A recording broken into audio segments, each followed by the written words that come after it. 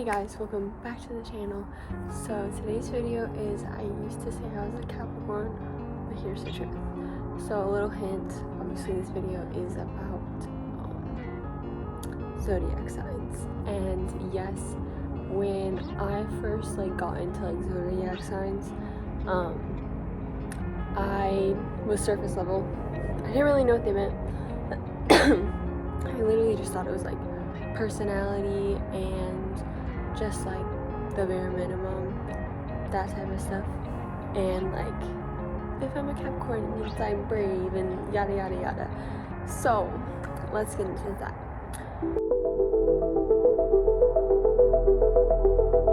So what I want to start off with is the power of our words. So whatever we say is extremely powerful, and the Bible emphasizes that words hold immense power to create life, bring healing, or cause destruction. Some Bible verses that I want to mention is Proverbs 18:12. I think these are summaries, but I'll pop up the verses. But basically, Proverbs 12:18 is, reckless words pierce like a sword, but the tongue of the wise brings healing. So basically, calling someone stupid or negative things pierces, but being wise with your words. So also showing that our words have power. Proverbs 15:4, a gentle tongue is a tree of life, but a I know I'm saying that wrong. Tongue crushes the spirit. So once again, the same thing Proverbs 12:18 was tied to. And then another verse, Matthew 12:34, for by your words you will be acquainted. I'm struggling reading today. Acquainted, and by your words you will be condemned. So basically, another thing, that our words are extremely important and they shape who we are. And the two last ones, Ephesians 4:2-9, do not let any unwholesome talk come out of your mouths, but only what is helpful for bringing up others according to their needs. This is the second verse, or the next verse, not the second one, there's been many. Psalms 141:3, set guard, O Lord, over my mouth, keep watch over the door of my lips. So all these verses are basically saying that it's extremely important and to watch our tongue, to basically that our words are very powerful. The power of we can speak stuff into existence, not actually, but another example, Proverbs 18:21, death and life are in the power of the tongue, and those who love it will eat its fruit. So basically saying our words are very powerful. And tying this to the whole zodiac thing, you're like, Abby, this has nothing to do with it. Well, when you say, or when I used to say, when I was younger, I think 7th and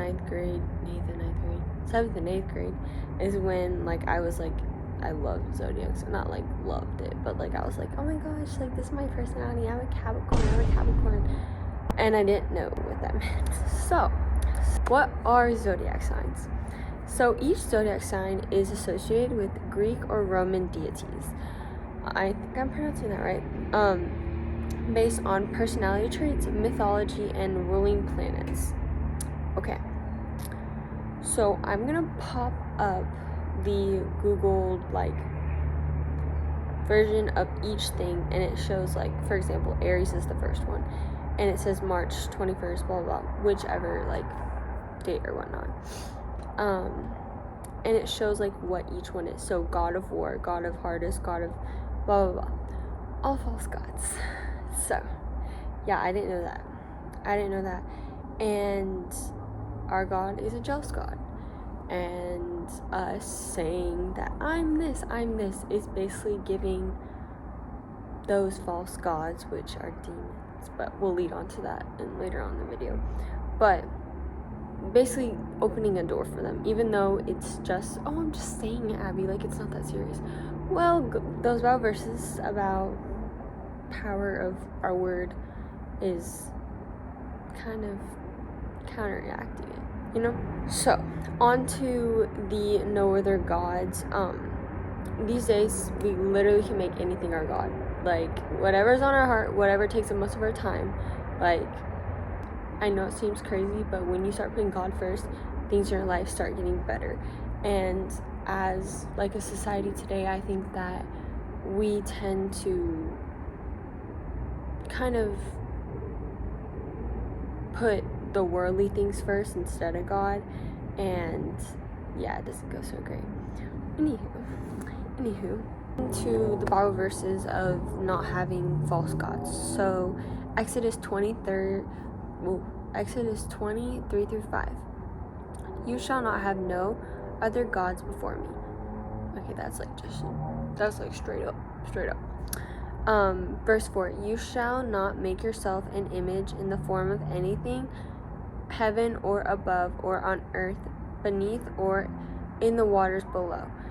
You shall not bow down to them, worship them, for I am the Lord your God. I am a jealous God. Okay, so that's the part where I was talking about, like, God's a jealous God. Like, also, a little sidebar onto this.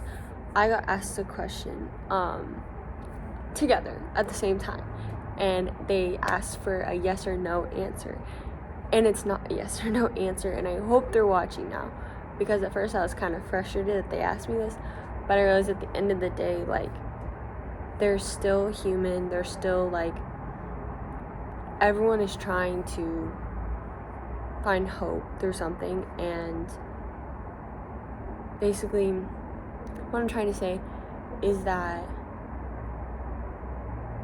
I feel more compassion now for them because they're such in, like, a deep hole.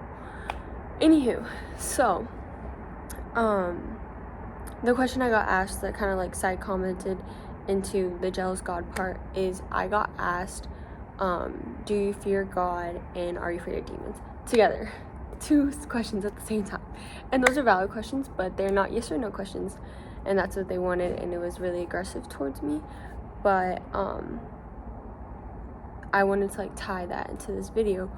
But basically, bouncing back on the jealous God, God is jealous. He's extremely powerful. He created this whole earth. He created so much. He created us. He created every single one of us. Like, he's powerful. That's the way I fear him. Like, he could snap his fingers. I'm not saying he's Thanos. He ain't Thanos. Thanos is fake. But I'm saying, like, he literally spoke in Genesis and stuff appeared. That's how powerful he is. So that's what I'm saying. I do fear God, but I don't fear him in the way the world says what fear is. Like, the world is like, scary. Like, no. Like, it's a different type of fear. And I hope that makes sense, because it can be kind of confusing. But that's why I wanted to tie that into, like, the jealous God part, because he's jealous, and that's okay, because he loves us. Like, he gave us, like, I can go down the whole rabbit hole. We're gonna stay on topic though. But on to the other question, do I fear demons? No, I don't, because God is powerful in them, and all we have to do is say Jesus is, like, in the name of Jesus, or say his name, and poof, gone. Like, that's how much power his name has. So anyway, I hope that answers their question. But back to the verse, I am a jealous God, punishing the children for their sins of the parents to the 3rd and 4th generation of those who hate me. So yeah, jealous God. Okay, so on to the topic of no other gods. So Deuteronomy 6:14 through 15. Do not follow other gods and the gods of the people around you. So I want to break that part up that said the gods of the people around you. So basically, I interpret that as, don't follow this world. Don't, like, do things of this world that seems normal. Zodiac signs to me seem normal. Like, it was like, oh, this is everyone's personality. Like, this is so cool. We're a star sign. Yeah. We're not just that. It's demonic. Anywho, that's why I see that verse as. Verse 15. For the Lord your God is among you, is a jealous God. Once again, jealous God. His anger will burn against you. He will destroy you from the face of the land. Dang. I was about to say a word I can't say, but dang. That's That's heavy. That's heavy. This is like also what, like, God is extremely powerful, and like, yes, he loves us so much, but he is so powerful, like so powerful. The last verse I want to tie to on saying the no other gods is Isaiah 45, 5-6. I am the Lord, and there is none else. There is no God beside me. I don't know how to say that word. Though this is in King James Version. Holy crap. I got the wrong version. Okay, so basically, yeah, I'm gonna read the rest of the verse. That they may know from the rising of the sun and from the west that there is none beside me. I am the Lord, there is none else. Okay, so basically that's saying, like, there's no one else. It's God. Like, it's God. So God says no other gods. But tying it back to the zodiac sign stuff, we're so accustomed to the worldly stuff. That stuff is like little as zodiac signs, we just brush off and say it's fine. But our words have power, and zodiac signs aren't just like a little, like, woo, I'm a zodiac. No, they have meaning. And deep down, we are calling upon a false god to ourselves, whether or not we want to or not, or we're aware of not. What are zodiac signs? Like, Abby, you're making this big deal. Yes, I know it's a false god. Yes, let me deep dive for you guys, okay? So, the zodiac signs come from Greek goddesses, but if you look more into like Genesis 6, it kind of like ties it deeper and deeper. So, let me read that for you guys. This is from my 1901 Bible, so it's definitely gonna be different for you guys, but I'm going to pop it up on the screen. The Nephilim were in the earth those days, and also after, when the sons of God came in unto the daughters of men. They bare children to them. The same were the mighty men who were old, and the men renowned. And Jehovah saw the wickedness of the man was great in the earth, and that every imagination of the thoughts of his heart was only evil conditionally. Okay, I think I read too much. Basically, Genesis 4. Oh, I didn't. There's a Numbers one. Hold on. Let me read the Numbers one. 13:33. And there we saw the Nephilim, the sons of Acana, who come of the Nephilim, and were in our own sight as grasshoppers. And so we were in their sight. Okay. So basically, that is I'm gonna pop that up because that's a lot of big words. But it's a race of giants who live giants. Wow. So giants existed. I'm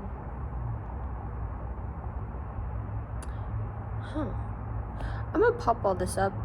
Do this what you will. I really didn't research this part. But that's interesting.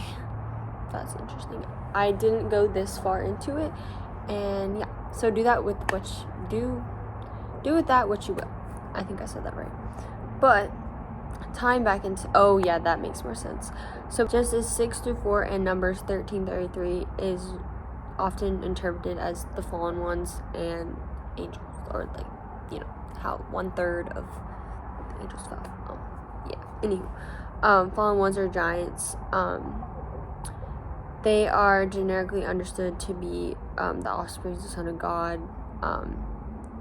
Got it. So basically, the reason why there was the flood is because there was so much of them getting with humans, and you know. But I'm also gonna pop this up. So this is the extreme wickedness before the flood. There's a theory that obviously the theory of like all the Bible verses I read, it's not a theory, it's the truth. But there's a theory that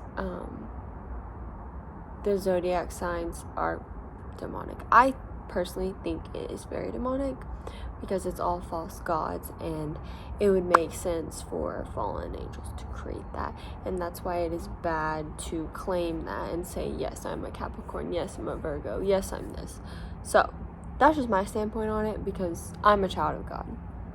I don't need a star sign or a Greek goddess to define who I am. Anywho, let me get off my whatever I was getting on. Basically, in summary, zodiac signs are, I would consider detrimental as a Christian, and they're promoting idolatry, they're promoting division and a reverence on like celestial bodies rather than God. Like, we're relying on stars and Greek goddesses instead of relying on God's like guidance. And yes, you may not be getting that deep, but I'm saying surface level, saying that I am this. You speak over and over again, like, what's it really doing? Astronomy encourages looking at the sun, moon, and stars for answers and direction, which is a form of idolatry. Deuteronomy 4:19. Let me read that for you guys. And let thou lift up thy eyes unto heaven, and when thou seest the sun, I'm gonna pop up the non-old version so we can understand it better. The sun and the moon, the stars, even all the hosts of heaven, though be drawn away and worship them, and serve them, which Jehovah thy God hath altered unto. How do people speak like this back then?